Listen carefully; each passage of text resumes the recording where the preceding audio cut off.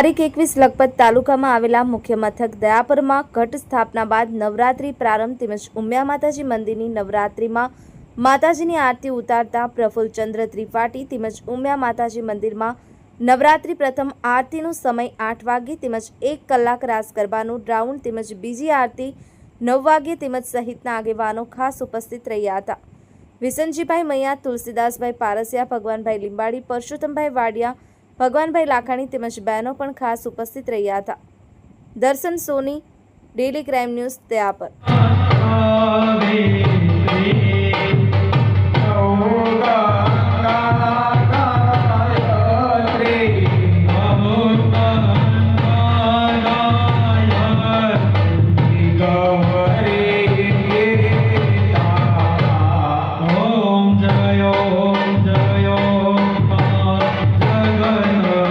અમારી ચેનલને like, share અને સબસ્ક્રાઇબ કરો।